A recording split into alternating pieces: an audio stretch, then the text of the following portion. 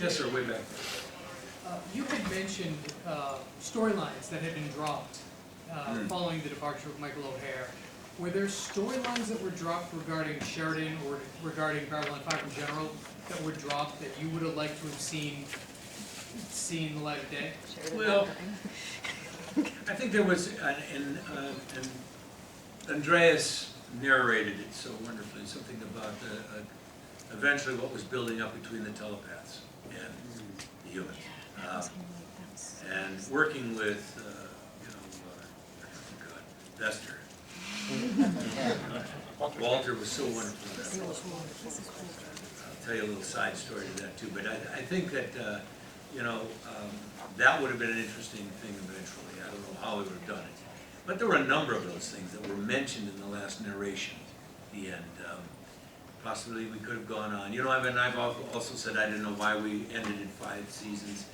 Yes, I mean, I know the business. I know that's 100 episodes. That's easier to sell in syndication, but we were in syndication to begin with. We were and those days were dying fast anyway. There isn't such a thing as a syndicated series anymore. They're all first run, and there's no place to put them. It's funny with Walter Koenig, who just got his star on Hollywood Boulevard.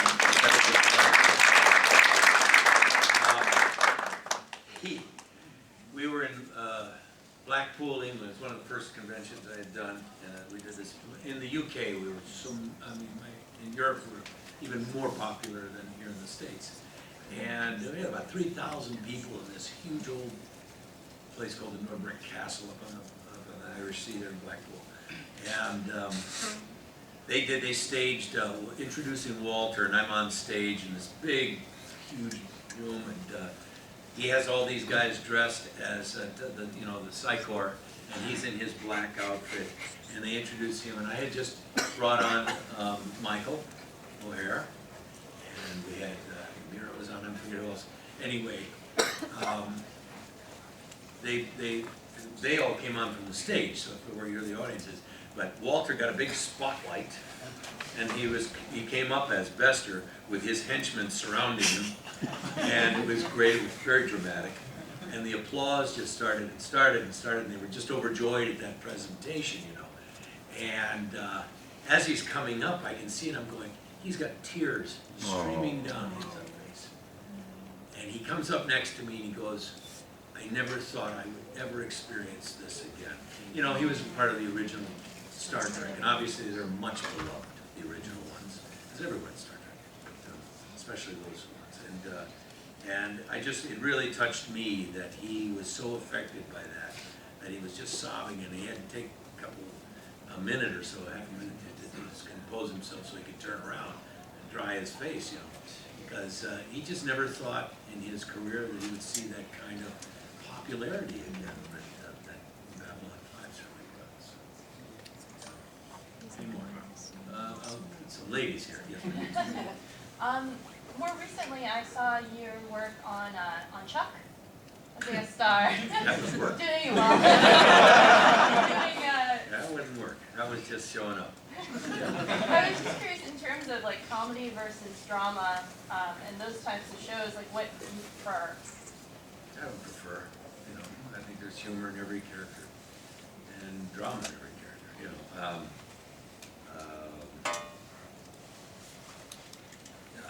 Chuck, I don't know how people saw that. I mean, if you blinked, I was gone. And it's funny that Chuck was sort of like the sort of Scarecrow and Mrs. King on its head. The other way around. But another show that suffered horribly. It was never, they were the most miserable people I ever worked with. Other than some people in that one. A lot of tragedians walking around. No, because they never knew they were coming back. They were always dead in the ratings. They were always going to be canceled. It was, in this case, the fan base that kind of kept it alive. Big Tron fans, though. What was in Chuck's bedroom right there opened up on a big Tron poster. So I guess I was on every episode. Residuals. Yeah, that's a fiction. That really is. We don't get residuals, and they're nothing. You couldn't live off. You couldn't buy. I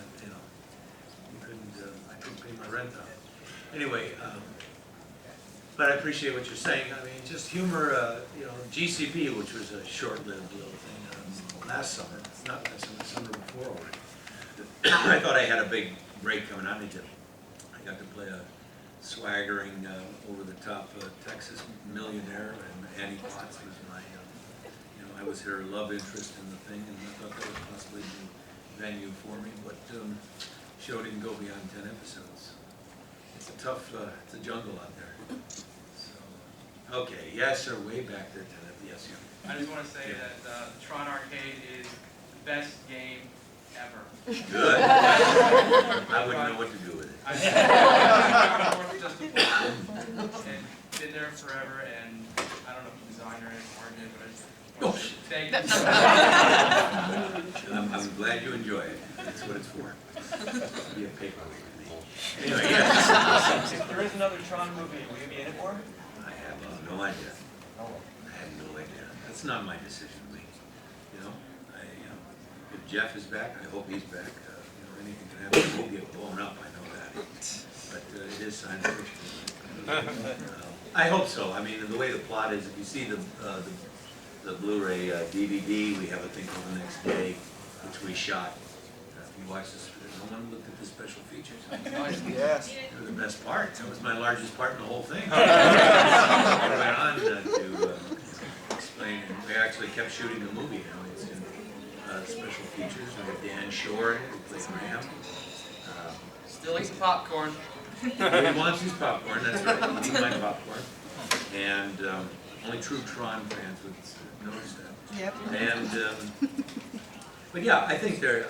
You know, I mean, at Comic-Con in San Diego, we did the big panel, and they announced officially that it is in development. But like I say, anything can happen. You know, they don't confer on me, my God. I'm just a worker bee there. It all depends on, you know, Disney is running the world now. You just bought George Lucas. Maybe we won't. They'll do, you know, the next Star Wars. You know. So, you got more to go here, right? I'm rambling on there. Oh, yes. A lot of stuff. What do you got to say? What do you mean? Oh, well, no, I mean, I was wondering, gods in general, is good work. Did you enjoy working on that? Oh, good. Yeah, you like. Most of my stuff was cut out. Oh, was it? That wasn't the James Longstreet story. It No, was I know. the Stonewall Jackson story. Yeah. Yeah, I enjoyed it because I'm a big history nut. Yeah. I cannot wait. Lincoln opened Yes. yesterday, and I can't wait to go see it because he's like probably the best actor of this generation, Daniel Day-Lewis. Yeah, I did. I loved it because I was working with another incredible actor, and every day was like a master class with Robert Duvall. He's just so incredible. And you know, we were back here down south in Maryland and Virginia, and it was you know, big. You know, I always wanted to, and I had to beg to get in that one. It's only because Tom Berenger was playing tricks on him, and he bailed out at the last minute. That Ron Maxwell, who used to be my next door neighbor where I used to live, then he came to me. He said it's a much smaller part, but would you do it? I said, yeah, I want to do it. Put on carry a gun and a sword and ride a horse. Yeah, you definitely have an affinity for the. I like history a great deal, and I feel I wished I'd have been born many more years ago when they did more historical epics. Yeah. Like that was my time. Born out of my time. But, sir, Just want to say I'm a huge fan of How Western Fun. here we go. And it had such a stellar cast of guest stars. I was wondering at the time, there's any of them that brought out the fanboy in you?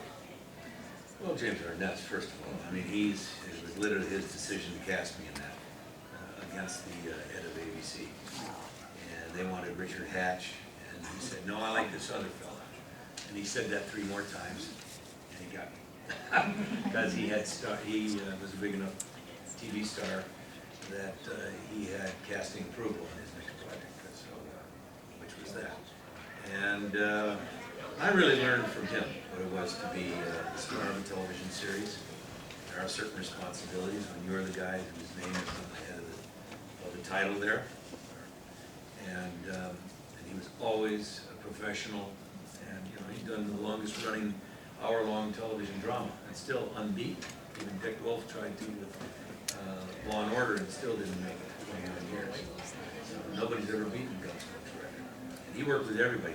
And the great thing was that I got to work with all these former stars who made guest star appearances in that, and I got to hear such stories from the old days in Hollywood, and certainly from Jim himself, and you know, it just made me feel part of, pardon the word, a legacy, you know, that was kind of getting handed down, and the younger generation was picking it up, and that's essentially what Tron legacy is. I mean, it's not about us old duffers trying to run around in tights anymore. That ain't gonna work, by the way. No. It was about passing the torch, a legacy, passing the torch on a younger hero and heroine, which I think Garrett Hedlund and Olivia Wilde make a marvelous pair, and they, I know, are back for the next movie. And I'd probably say I helped cast them because I worked with both of them in their screen tests. I was hired long before that was my first part on Legacy, was to do all the screen tests. And I worked with some of I did 5 guys, and I think 5 or 6 of the gals. And it was quite exciting, because I got to work with some of the hottest young, everybody wanted in that movie too, by the way. I mean, Casey Affleck did everything he could. He was the last one I worked with. And he's a wonderful actor. He was 34 already. And he was pushing the age limit on who Sam Flynn could be. And Garrett worked out just fine, just terrific. And when I saw the two of them together, I remember sitting with Steven Lisberger. We're on the stage, our old stage we shot the original Tron on. We're sitting there and we're watching, and they're doing this scene. They're up on this platform, and this is a screen test. And I'm doing the scene where they're looking back at Jeff, who's way up ahead on the Solar Sailor thing, and they're talking about him. And she wants to know what sunrise looks like, and he tells her about it. And I nudged old Yoda sitting next to me. Lisberger is our Yoda. And I said, "That's them. That's the ones." He said, "Yeah, I think you're right." Well, we were right. You know, it wasn't up to us. Obviously, they looked at them. But that's what it's all about, you know. Tron will live on long after us. I hope. Yes, ma'am, you. And then you, I promise you. I was just, you were talking about Tron, you had the opportunity to kind of be in the original Tron where it was really cutting edge movie technology of its time for all its types, and then to be able to go back many years later and do this sequel, you know, were you able to see some comparisons, or were there things you found easier or harder working with new technology and green screens? Well, other than this motion capture thing, which I don't know how Jeff did it, and that's a testament to his brilliance. Because in playing Clue, he actually played Clue, and he had to actually do a scene with himself. And when he and Flynn confront each other, and because he had all these little cameras around him, this whole headset thing was capturing everything and the facial movements, you know. And a lot of people, there were people who criticized, well, Clue wasn't human. Well, he wasn't a human, he's a program. We're not quite there yet. And they won't need us, which I think they'll always need. But yeah, and I only did a little bit, the young Tron sequences, those flashback sequences, that was me. It wasn't my body. It was obvious it wasn't my body. He was nowhere near as tall as me, but I couldn't do the things that guy could do. I mean, he's doing handstands and kicks and Brazilian capoeira, but, you know, I know all of it. Martial arts stuff I can't do. I just fall back and hit him. Old school, I just wham, bam! Anyway, how'd that feel? No, your comment about when you said learning how to have the main attraction about. well, there's a certain responsibility. I'm talking about on a set. That's it. Now do you Not to find the public. now a kind of ambassadorship type of position when you attend these conventions with Yes. fans? Yeah. Yeah, it's kind of an ambassador thing. Yeah. One thing I would say is that some of that I learned is sorely lacking in contemporary Hollywood. We have some of the younger stars that we have. I even had to take young Garrett aside. And we're up in Vancouver, and I said, you know, he was pooching off, even Jeff had to take him aside. There's nothing against that. Young, full of beans, you know, it's in a big picture. He's been around, you know, he was in Troy with Brad Pitt, and all those wonderful actors. I mean, he was a young guy waiting for some signature role that was going to happen for him. But I took him aside. I may say a dirty word here, so cover your ears. But I was watching him, and you know, I felt kind of responsible a little bit for him being there. You know, I was with him, and we worked on that scene, and we did a dozen times for his screen test. And so I said, you know, he was pooching off and not paying attention, and he was partying a little too much. Showing up, and most of our stuff was at night. We shot that scene between Alan and Sam at his place. We shot that at 3 in the morning in Vancouver, and it was actually outside in the wonderful little set. I thought that cool thing he had was, I would love to live in that thing. Anyway, so I took him aside and I said, listen, man, you know, this thing is called Tron Legacy, and you know, it really is kind of, I don't know how Jeff feels about this, but it really is kind of my legacy too, you know. And don't fuck it up.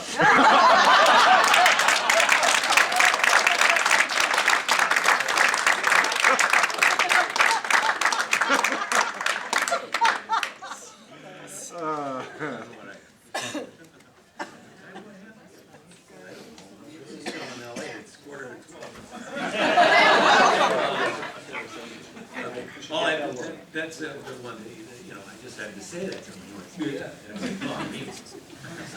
And I smiled at him because, you know, and he did. And then I guess Jeff had to take him aside too, further on in the production, when he was a little tardy for things, and for the dude to tell him.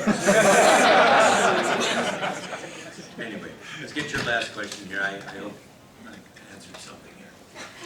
One of the first things I saw you in was Easter Beaten.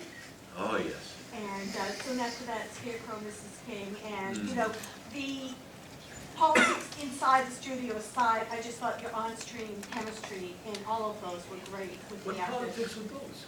Well, I don't know, I just, you know, you always hear the stories and stuff. I don't know what Hey. things were really like, but, That was when we were doing a great thing called mini-series, where you could actually tell, like oh, a no, little- not in that one. That one was, I get East of it. Eden was dynamite, I thought. I thought that was an awesome. Because we actually did the whole book.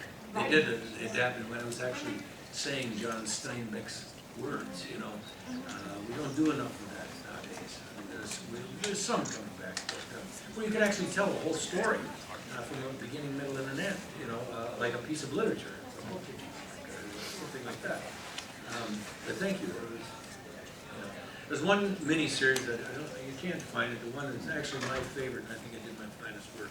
And it was the one I did in 1979, or yeah, at Universal. It was one of Sharon Gless's first parts. It was called The Last Convertible, and based on a book. See, it's so unknown. Maureen, was that you? Yeah. There you go, John. Telling here they could remember that. Anyway, she, and it was a wonderful book by Anthony Meyer. And it's the best thing I ever did. I think even Steven Spielberg recognized it. He had me in for 2 auditions for movies, and of course didn't cast me. But the fact that he saw it, being the World War II buff that he is, called me and see anyway, it's a long time. Anyway, are we done here? I think so. So it's But I have these people are asleep over here.